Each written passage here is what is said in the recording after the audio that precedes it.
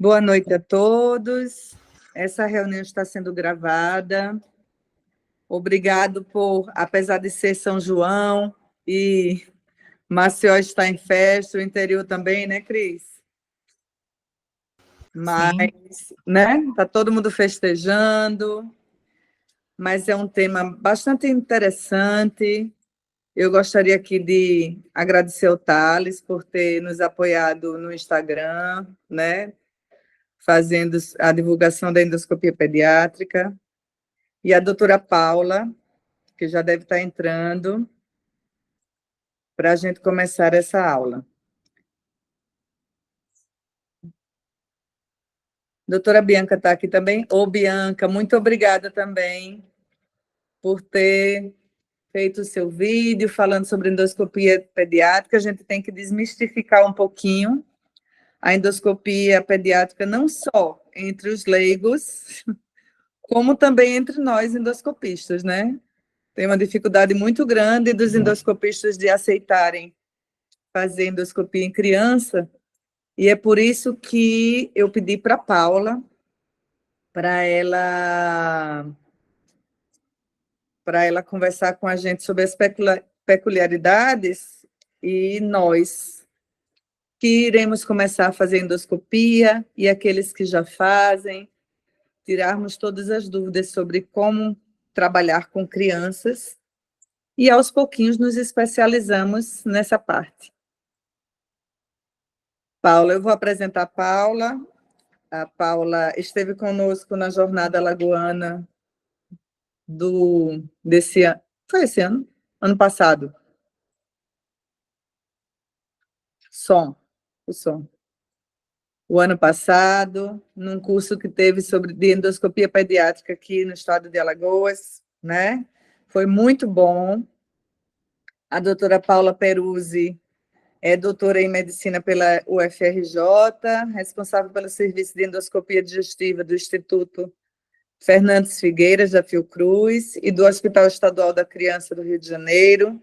Além de tudo, ela é coordenadora do Núcleo de Endoscopia Pediátrica da SOBED, e uma pessoa muito querida por todos que a conhecem, né? Adorou Alagoas, espero que volte quantas vezes ela quiser, e ela vai falar para a gente sobre peculiaridades em endoscopia pediátrica, e vamos todos participar o máximo possível, tirar nossas dúvidas e desmistificar a endoscopia na criança.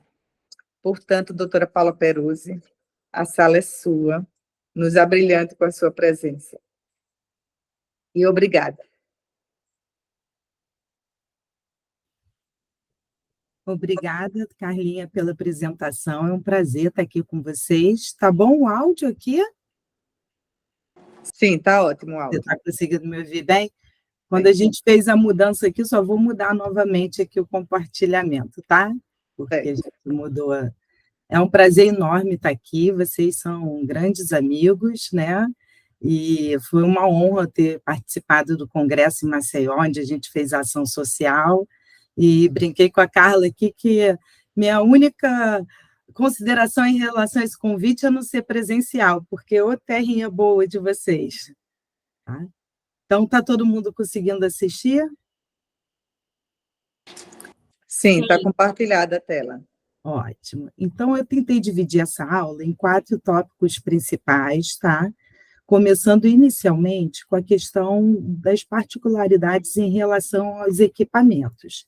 E para que fique um pouco mais dinâmico, apesar da gente estar fazendo pela internet, as pessoas não poderem participar tanto, mas eu acho interessante colocar com casos clínicos verdadeiros que a gente tem no dia a dia para entender os problemas relacionados à endoscopia pediátrica.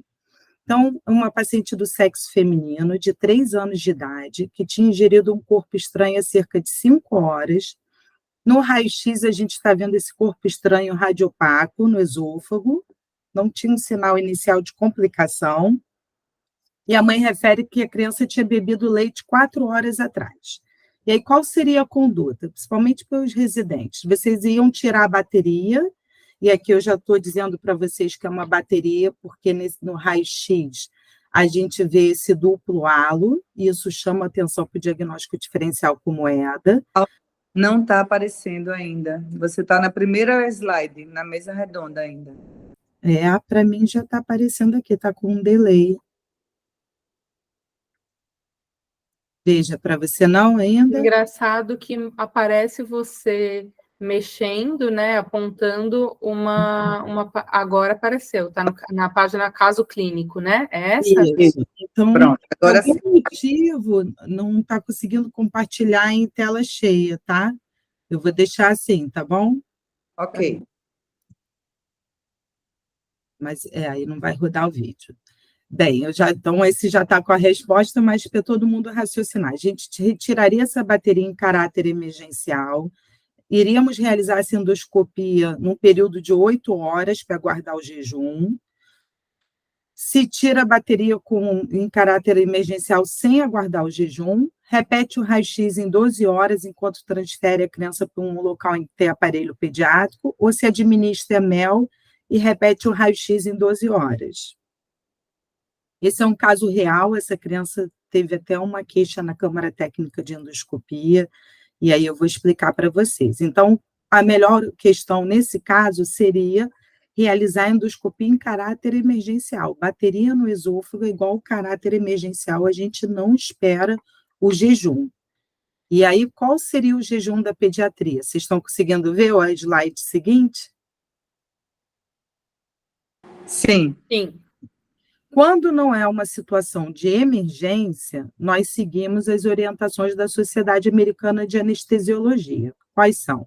Líquidos claros, 2 horas, leite materno, 4 horas, fórmula infantil, e aí seriam aquelas fórmulas hidrolisadas, 4 horas, leite não materno, 6 horas, e uma dieta leve, que aí eles colocam sem carne, sem alimentos gordurosos, 6 horas.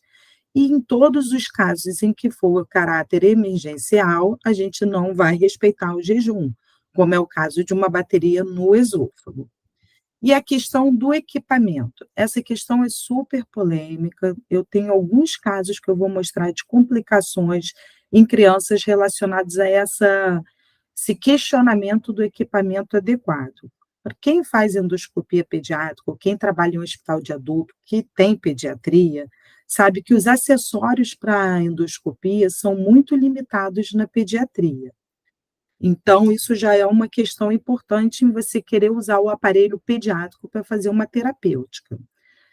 Pela sociedade americana, tá? E esse guideline é até um guideline antigo, qualquer paciente pediátrico com mais de 10 quilos, a gente está autorizado a fazer com gastroscópio de adulto, tanto a endoscopia diagnóstica quanto a terapêutica.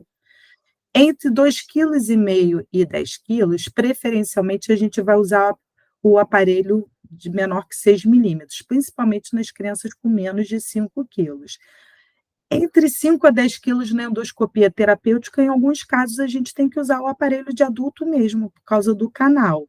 Mas eu compreendo que quem não tem expertise, não tem um treinamento suficiente para ter segurança em endoscopia de criança, se quiser respeitar o limite de peso, é um limite de 10 quilos. Acima de 10 quilos não tem problema nenhum. A maior parte das complicações estão relacionadas à insuflação, a não ser feita a sedação por um profissional adequado, então não é isso que vai ter complicação. E em relação à colonoscopia, os bebezinhos a gente faz com gastroscópio pediátrico. As crianças entre 2,5 kg e 10 a gente costuma fazer ou com gastroscópio pediátrico ou com colono pediátrico, e mais de 10 quilos a gente pode fazer com colono pediátrico, que tem em torno de 11 a 11,6 milímetros, ou colono de adulto. E no Brasil, a gente ainda não tem o duodenoscópio pediátrico, tá? Então, você deixar uma criança com corpo estranho, como uma bateria que pode complicar, com uma justificativa de que não tem um aparelho adequado, principalmente se essa criança tiver de mais de 10 quilos, não justifica. E por causa dessa situação dessa criança, a gente teve uma consulta até como parecer do CREMERGE. Eu sou da Câmara Técnica de Endoscopia do CREMERGE, junto com os outros colegas da Câmara Técnica, nós expondemos esse parecer, que virou até um processo parecer, então está exposto à consulta, e isso serve como respaldo técnico para qualquer pessoa que tiver que exercer a endoscopia pediátrica. Então, eu vou botar aqui só os tópicos principais, mas depois eu posso passar para a Carla. Aqui tem o número do parecer, está no site do CREMERG, qualquer pessoa pode acessar. Ficou muito bem elucidado nesse parecer que a endoscopia pediátrica tem que ser realizada por profissionais bem treinados, sobretudo principalmente se tiver treinamento em pediatria, ainda melhor. Toda a equipe envolvida tem que ter um treinamento em suporte de vida pediátrico e manejo de vias aéreas em pediatria, que, diferente dos adultos, as crianças têm reações muito rápidas aos medicamentos, elas fazem mais laringoespasmo, têm mais hiperatividade da via respiratória, então a gente tem que estar num ambiente em que a gente tenha todo o suporte para o manejo de via aérea na pediatria. E, em relação ao procedimento anestésico, o anestesista pode avaliar e definir o risco do procedimento, salvo em casos de urgência ou emergência, em que o atraso desse atendimento pode acarretar em maior risco para o paciente. E ficou bem claro também nesse parecer que crianças com menos de 10 anos, ok, podem precisar de equipamentos de dimensões apropriadas, de 10 quilos, mas com mais de 10 quilos não tem essa necessidade, tá? Então, é muito importante que quem trabalha em emergência e que tem atendimento de pediatria tenha conhecimento de que postergar e atrasar um procedimento desse, a gente pode ter uma complicação muito grave numa criança. E aí, com base nisso, dentro dos tópicos de corpo estranho de pediatria, eu quis escolher a bateria, porque a bateria é o que mais tem acontecido de complicação grave atualmente. Nesses últimos 3 anos, só eu, infelizmente, tive a oportunidade de ver 3 complicações gravíssimas. Depois que ela se aloja no esôfago, ela serve como ponte entre os terminais positivo e negativo, cria-se um circuito elétrico, gera radicais livres e tem um aumento no pH, causando uma lesão cáustica e necrose de coagulação. De um tempo para cá, começaram a produzir baterias de lítio com uma voltagem maior, as baterias também têm um tamanho maior, e com isso aumentou o número de acidentes e complicações em crianças. No raio-x, a gente tem esse duplo halo. Quando está acima da clavícula, uma boa dica, quem trabalha em emergência que tem otorrino, às vezes o otorrino tem até mais facilidade de tirar com o aparelho rígido, e no esôfago, mesmo com pouco tempo, pode ter complicações muito graves, tá? Tem um artigo americano bem bacana que mostra o tempo que a criança engoliu a bateria, o tempo que ela foi atendida e a gravidade das complicações, tá? Raramente elas complicam no estômago e a maior parte das vezes, quando passa pelo duodeno, elas migram. Então, aqui só para elucidar, as primeiras imagens são do mesmo caso. Essa é uma criança que foi atendida com 2 horas de ingestão da bateria, ela já estava na emergência. A endoscopia foi realizada com 4 horas, e esse é o grau de necrose no esôfago da criança. E aqui, felizmente, foi retirada e não teve complicação nesse caso. E aqui é essa criança que eu expliquei sobre o parecer. Ela não foi atendida de imediato, porque não tinha endoscopista no hospital que ela foi. Ela foi transferida para um hospital em que não tinha suporte de pediatria, o que levou à consulta desse parecer, e ela voltou para o hospital, e aí a retirada da bateria teve que ser cirúrgica. A gente pode ver nessa primeira foto aqui, o tubo orotraqueal na anestesia, na traqueostomia dela. Ela tem uma esofagostomia, e ela veio caminhada para mim para dilatar o esôfago, e tinha uma gastrostomia. Eu entrei com o endoscópio pela gastrostomia, aqui nessa terceira imagem. Carlinha, está dando para ver a minha seta? Tá sim. Tá ótimo. Então, esse aqui é o endoscópio entrando pela gastrostomia. Essa segunda imagem aqui é a visão endoscópica pelo esôfago. E aqui, quando eu entrei pela gastrostomia, essa é a visão retrógrada, eu passei um fio-guia. E olha aqui, isso aqui é a corda vocal, com fio-guia dentro da corda vocal. Então, essa criança, além de ter uma traqueostomia, uma esofagostomia, uma gastrostomia, ela tem uma fístula traqueosofágica complicada. E aqui foi um outro caso de bateria também, que teve um retardo na sua retirada por via endoscópica, e quando foi retirada, teve muita dificuldade nesse procedimento. Ela acabou sendo retirada por via cirúrgica e me pediram para avaliar essa criança posteriormente, 30 dias depois. Teve um caso aqui de uma bateria, a gente acha que a criança está com estenose de esôfago, se eu poderia avaliar. E essa imagem, que eu acho que infelizmente o vídeo não vai passar, mas eu não sei se vocês conseguem identificar o que é isso aqui. Isso aqui eu estou dentro do esôfago, aqui é uma sonda interal, e essa imagem aqui é o cuff do tubo orotraqueal dentro do esôfago. Então, essa criança evoluiu mesmo depois da cirurgia com uma fístula traqueoesofágica de difícil tratamento. Então, por causa disso, saiu um guideline da Sociedade Americana. Eu tenho um amigo que é anestesista na Filadélfia, ele fala que lá chegou bateria na emergência, a criança não é nem admitida, ela já vai para o centro cirúrgico, se estiver no esôfago.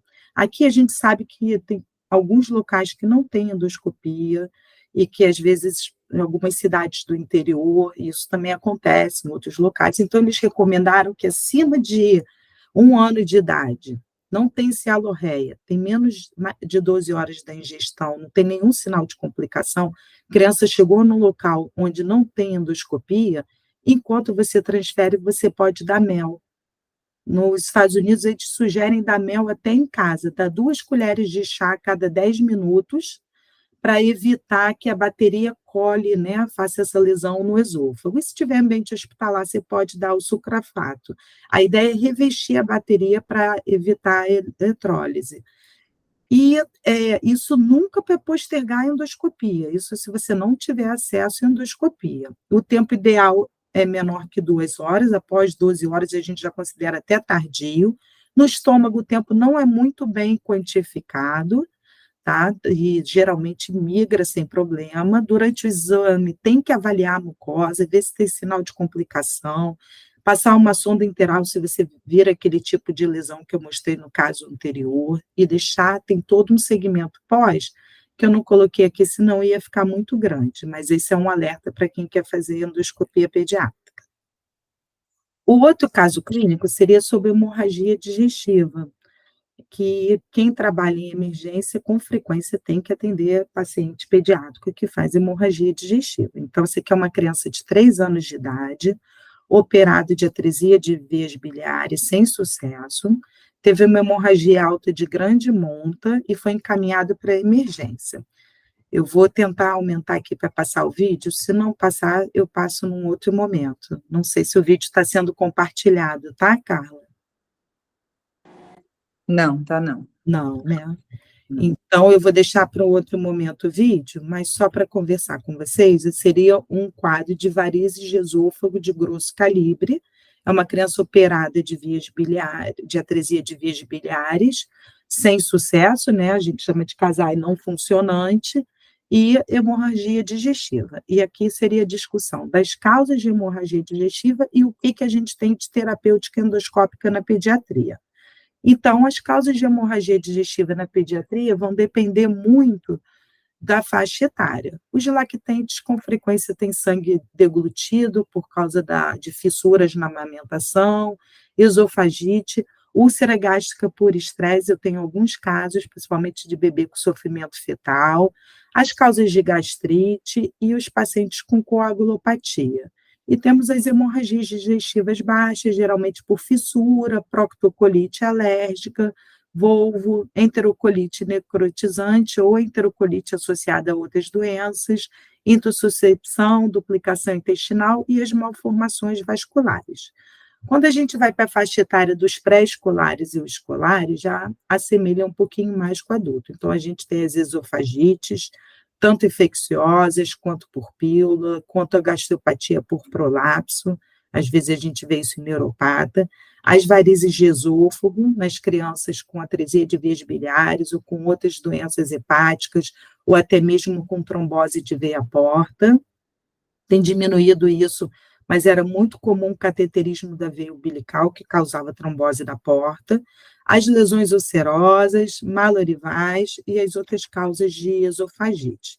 E na hemorragia digestiva baixa, nessa faixa etária, a gente tem a doença inflamatória intestinal, a hiperplasia linfóide associada às colites alérgicas, quando tem erosão pode sangrar, e os famosos pólipos pediculados, né, que são amartomatosos, geralmente juvenis, e acontecem no reto nessas crianças dessa faixa etária.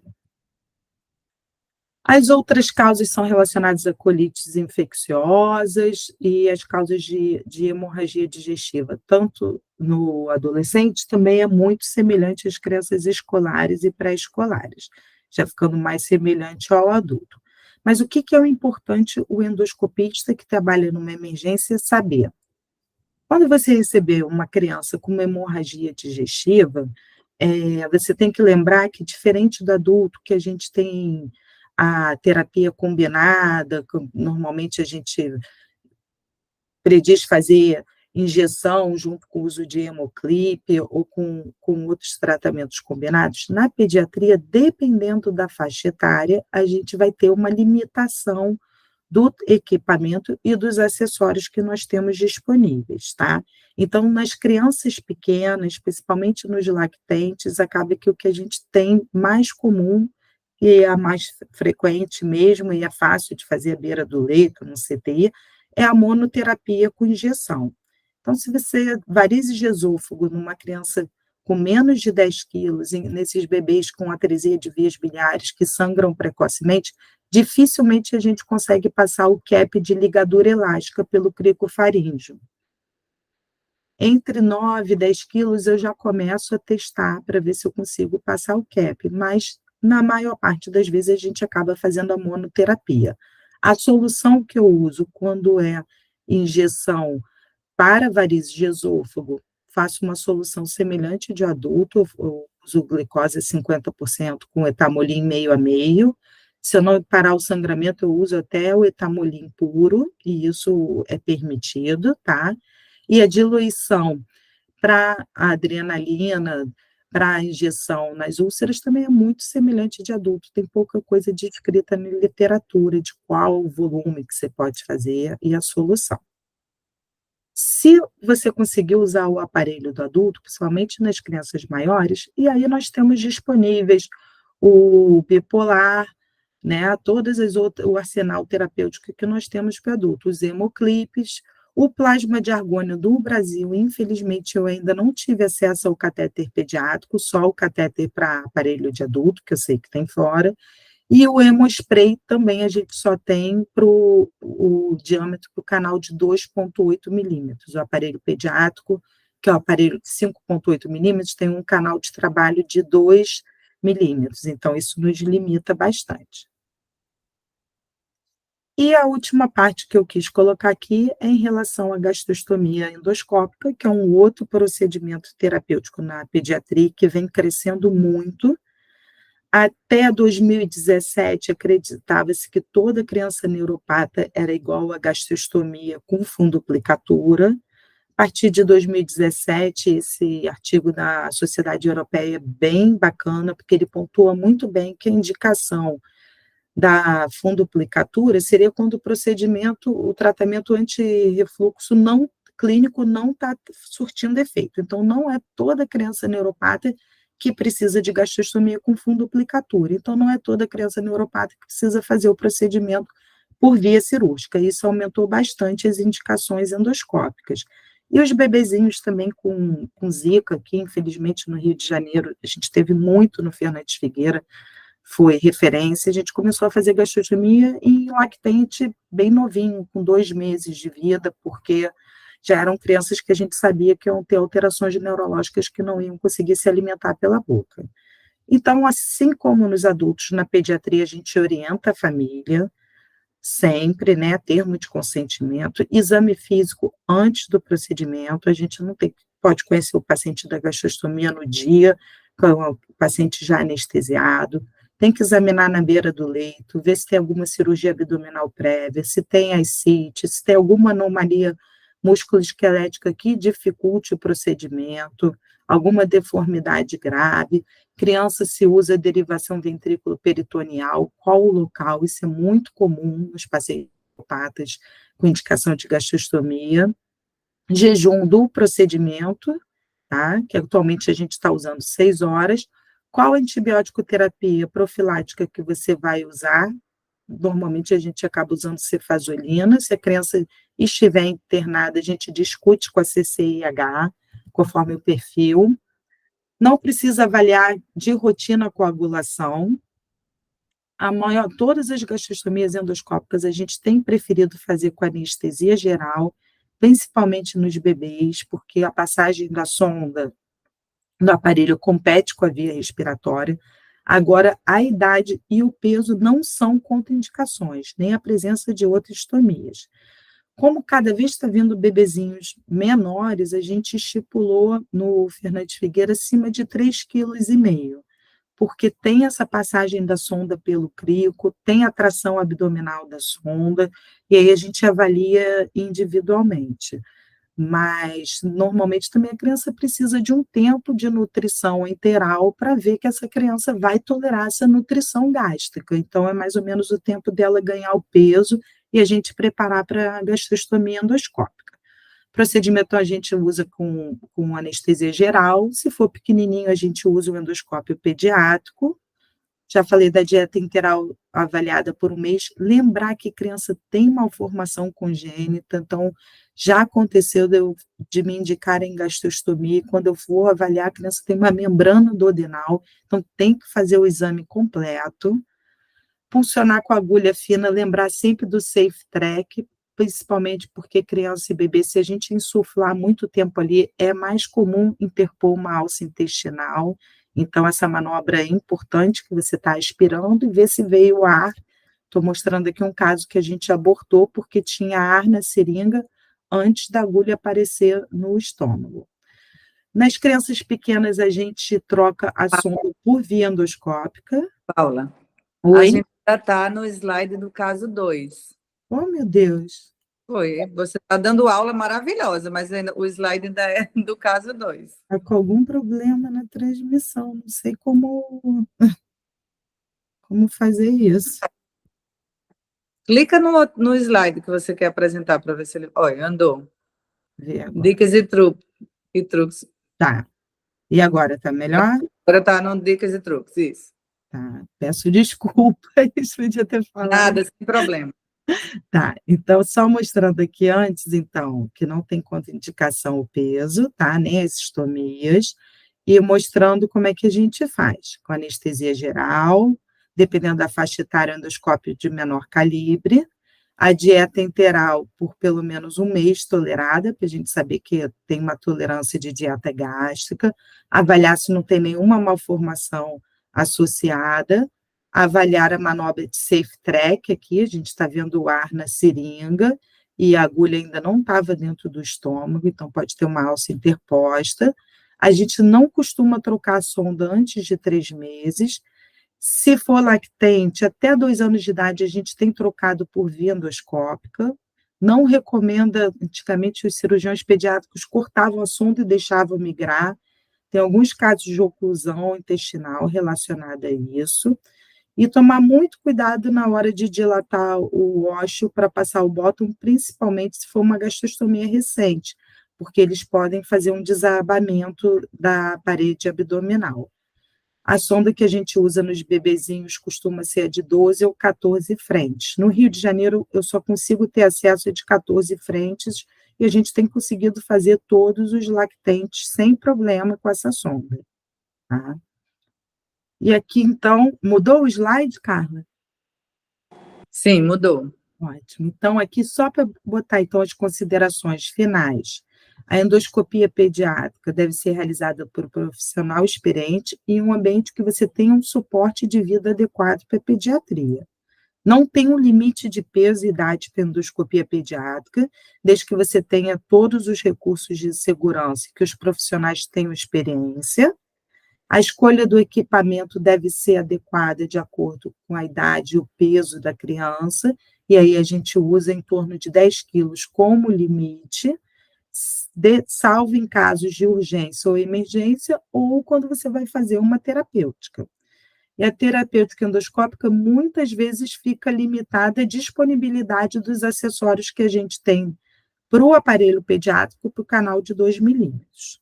Em criança com mais de 10 quilos, e aí eu vou botar aqui novamente, porque isso causa muita confusão e muito sofrimento, o não atendimento dessas crianças, você pode usar o endoscópio de calibre adulto com tranquilidade. O caso tem que ser avaliado individualmente, de acordo com a condição clínica da criança, e mais de uma vez eu já tirei corpo estranho em criança com menos de 10 quilos com aparelho de adulto, porque a pega e os acessórios de endoscopia, aqui no Rio eu só consigo uma pinça de corpo estranho de uma empresa para o canal de 2 milímetros. E nem sempre aquela pinça a gente pega adequadamente o material, às vezes a gente precisa de uma pinça jacaré, ou então precisa daquela pinça combinada. Então, o caso deve ser avaliado individualmente. E aqui uma lembrança maravilhosa de Maceió, quando a gente fez a ação social da pediatria, assim, foi um dia bem iluminado, e não canso de agradecer o Herbert, a Carla e todos que participaram por ter tornado esse dia possível, viu? É um prazer estar aqui com vocês, e peço desculpas, não sei o que aconteceu na transmissão do PowerPoint. Muito obrigada, doutora Paula. Eu queria que vocês tirassem as dúvidas, mas vou fazer algumas considerações. Eu liguei para a Paula porque, por acaso, tivemos um problema aqui em Alagoas com uma criança que tinha ingerido uma bateria e que tinha chegado depois de 5 dias com a bateria, que, para a sorte de todos, migrou para o estômago e não teve grandes problemas, mas que estava sendo levado como moeda. E eu fiquei muito assustada, porque ninguém queria fazer a endoscopia dessa criança, porque era criança. E ninguém era endoscopista pediátrico, e eu criei a fama daqui de ser endoscopista pediátrica, mas não sou. Eu sou endoscopista que, como todo lugar, alguém tem que ter o olhar para a criança, né? O Thales faz isso no Hospital Universitário, a Bianca também. Então, eu queria exatamente que houvesse essa desmistificação. Parece que se você passar um aparelho de adulto, a criança vai morrer. Eu, por restrições de ambiente, estabeleci 15 quilos no local onde eu ainda consigo fazer endoscopia pediátrica, porque anestesia, não tem o material adequado, enfim, eu botei 15 quilos, é uma idade, né, uma criança grandinha, e fica mais fácil de proceder, mas assim, gente, 10 quilos, decorem isso, 10 quilos, só é ter um anestesista bom, né, Paula? Uma boa sedação, e ir com calma. Pode tremer no primeiro exame, não vai ter problema. Essa criança vai sair muito bem. Vocês vão conseguir executar esse exame. E não retarde o tratamento, a endoscopia de urgência. Nós temos aqui, Paula, um problema muito grande com o anestesista. Eles dizem que não e acabou. Então, não adianta dizer que o leite materno é absorvido mais rápido do que a papa de farinha que a gente come, do cuscuz, não sei o quê. Eles querem 10 horas, 12 horas de jejum. Bebê, criança pequena não suportam, não toleram esse espaço de tempo. E vira uma confusão, mas isso é um trabalho nosso com eles, né? Eu já sou mais velha um pouquinho, então já tenho um pouquinho mais de moral. E consigo pedir para entubar. Então, entube essa criança e proteja vias aéreas e vai entrar. Mas a todos nós, a mensagem que fica é isso. Na realidade, depois de 10 quilos, não precisa, o aparelho de adulto pode ser usado, né? A ligadura elástica de varizes eu não consigo com menos de 13 quilos. Eu acho que a criança que eu fiz ficou com globos muito tempo, machucou a faringe, sangrou alto porque é patopata, então eu deixo para um pouquinho maior, e quando menor eu mando para Recife, aqui pertinho tem unidade de endoscopia pediátrica, né, e tem os gastroscópios pediátricos, mas assim, é isso que eu queria, que você desmistificasse, foi ótimo, ela deu um show de bola de tudo que é urgência e emergência que a gente pode fazer, né, Não sei se a Bianca quer falar alguma coisa da experiência dela, mas a todos que trabalham em emergência, por favor, esse duplo halo que a Paula tanto falou, olhe bem para essa moeda impactada no esôfago, ela não é moeda, porque muitas vezes a criança chega com cialorreia pela obstrução, mas ela não sabe nem dizer o que foi que botou, nem a mãe sabe, está todo mundo nervoso. Na dúvida, moeda ou não, pede para entubar e tira. Se for moeda, ganho, né? E se não for moeda, também ganho, porque vai o mais rápido possível.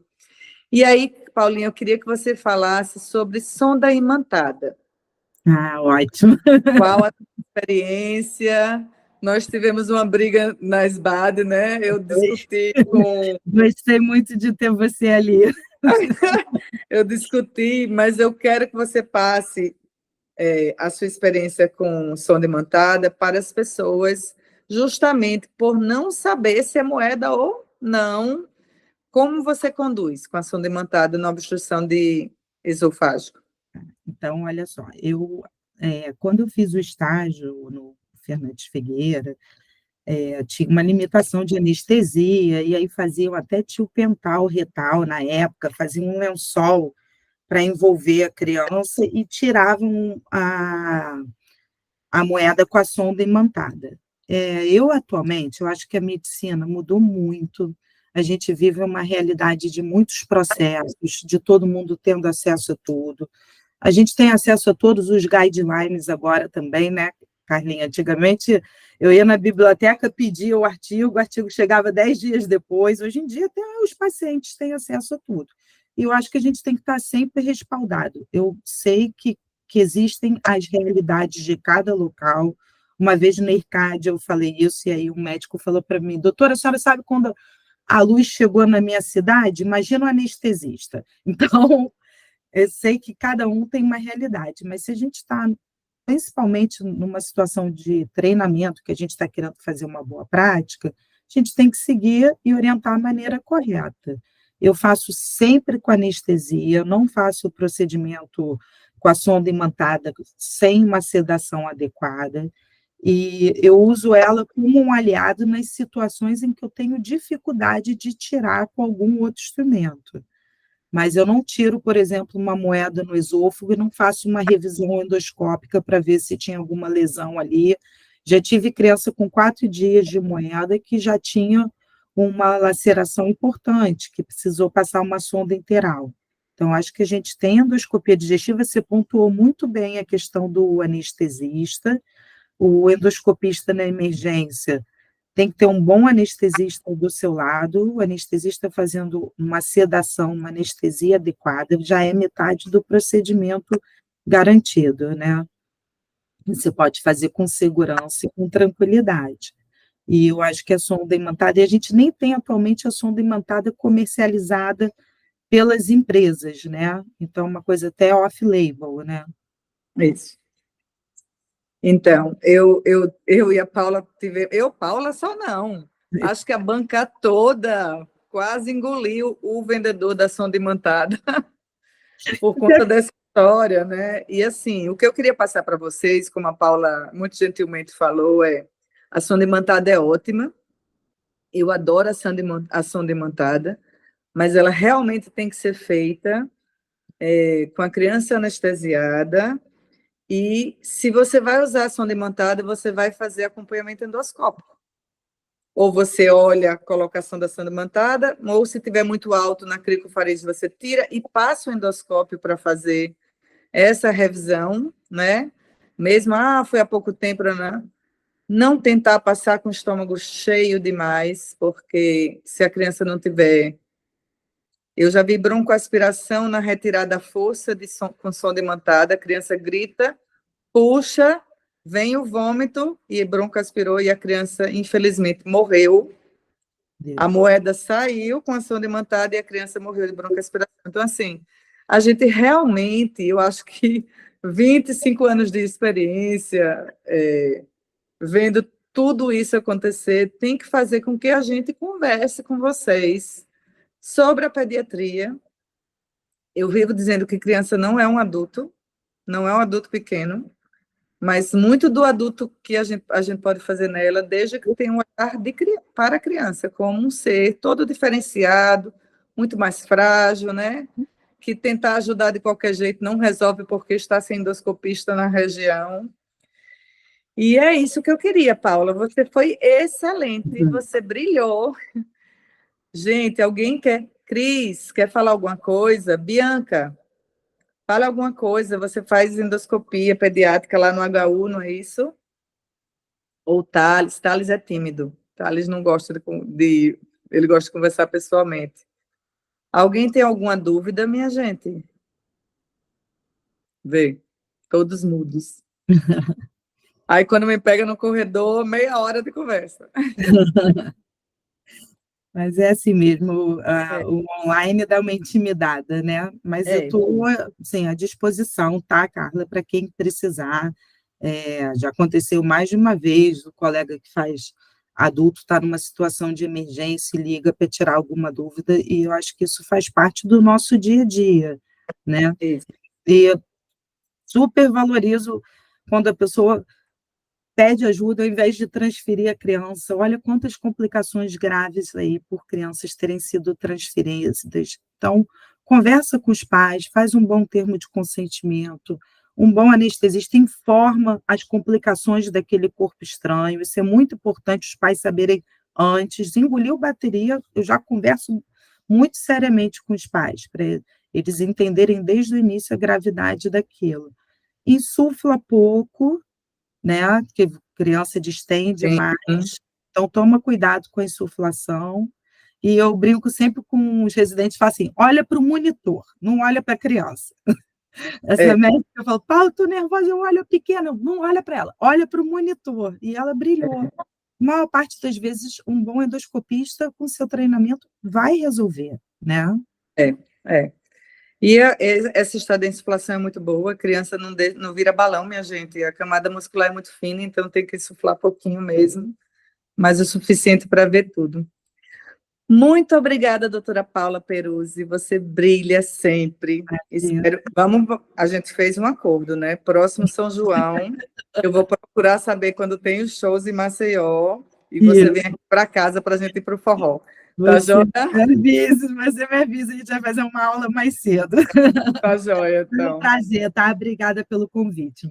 Um beijo grande, admiro demais vocês. Obrigada. Obrigada a todos, boa noite, bom São João para todos.